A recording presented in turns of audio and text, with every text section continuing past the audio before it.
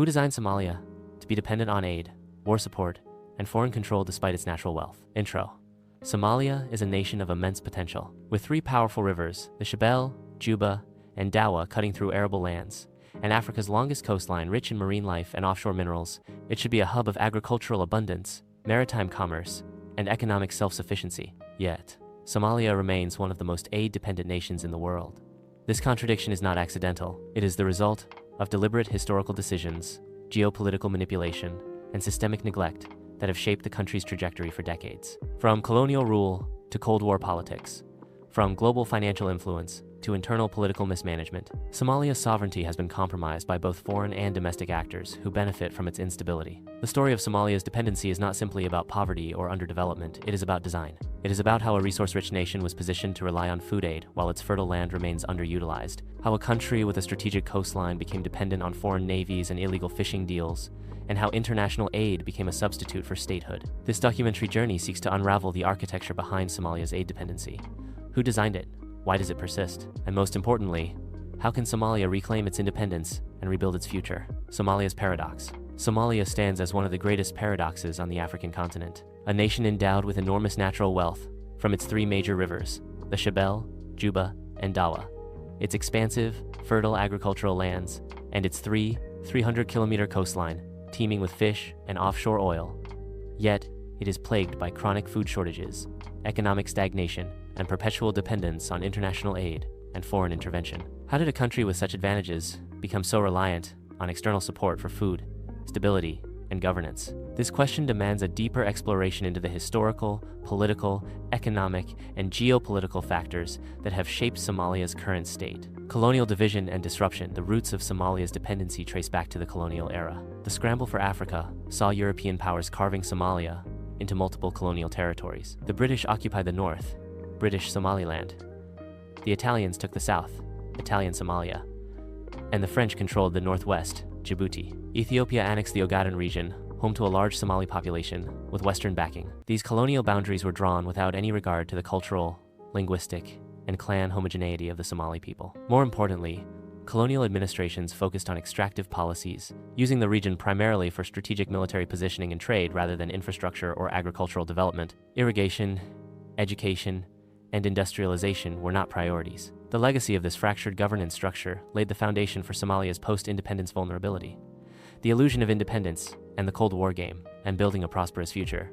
However, these dreams were quickly overshadowed by Cold War dynamics. During the 1970s and 1980s, Somalia became a pawn in the global chessboard of the United States and the Soviet Union. Initially aligned with the Soviet bloc, Somalia received military aid and development support. However, after the 1977-78 Ogaden War with Ethiopia, the Soviet Union shifted its support to Ethiopia, prompting Somalia to align with the United States. This shift did not bring the desired development, but instead increased militarization. Somalia became heavily dependent on foreign aid, not for schools or farms, but for guns and political loyalty. The aid focused on military infrastructure, leaving civilian sectors, especially agriculture and health. Somalia achieved independence in 1960, with hopes of uniting all Somali territories. Underdeveloped, Somalia's natural resources were ignored, while its political leaders became increasingly reliant on foreign patronage to maintain power. State collapse and the rise of the aid industry. The fall of Siad Barre's regime in 1991 marked the collapse of Somalia's central government. The power vacuum led to clan-based warfare, widespread violence, and the disintegration of national institutions. Amid the chaos, international aid agencies flooded the country to provide humanitarian relief. While initially vital, this aid gradually evolved into a substitute for state functions. Foreign NGOs and UN agencies became the primary providers of healthcare, education, and food. This inadvertently created a parallel system where aid organizations replaced government institutions. Local farmers who once fed the nation were undercut by free food distributions. As farming infrastructure decayed, so too did Somalia's agricultural independence.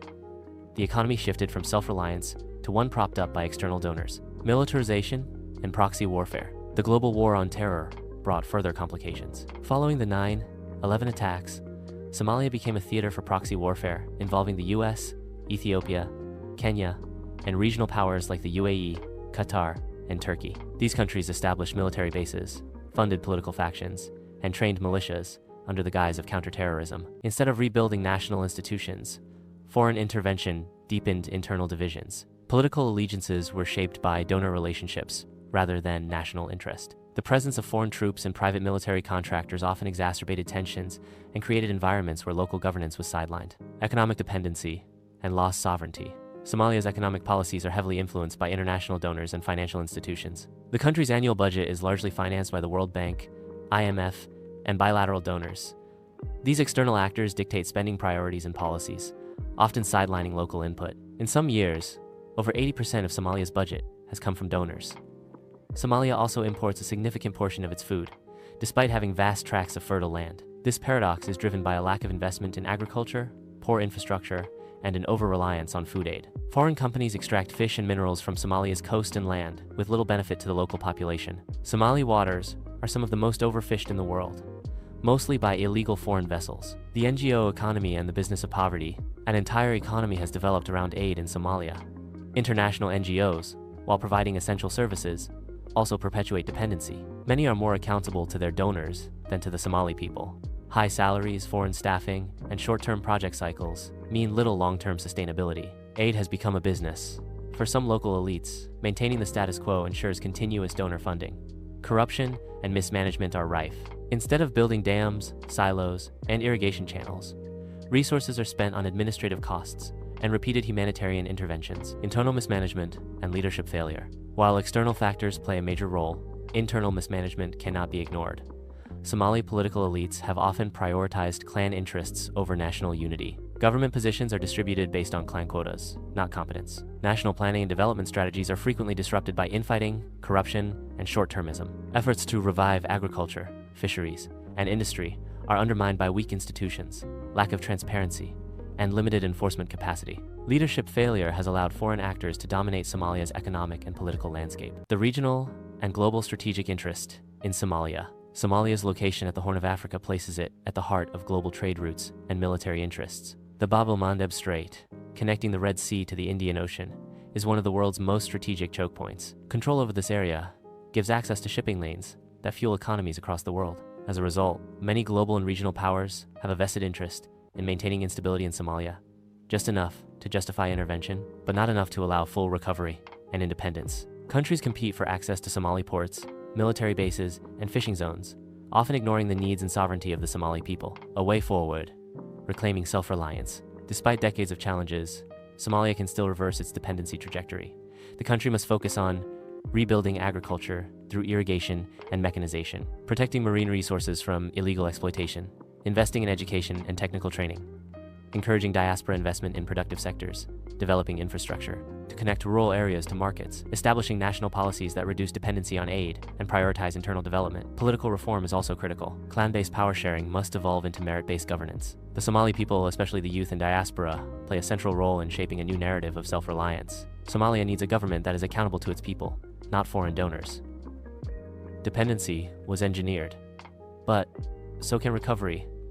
Somalia's current state is not the result of natural disaster or cultural deficiency. It is the product of historical injustice, foreign interference, poor governance, and a global system that often profits from Somalia's weakness. But this dependency was engineered, and it can be dismantled. With visionary leadership, community mobilization, and a renewed focus on using Somalia's own resources, the nation can break free from aid dependency and become a model of African resilience and prosperity. The story is not over.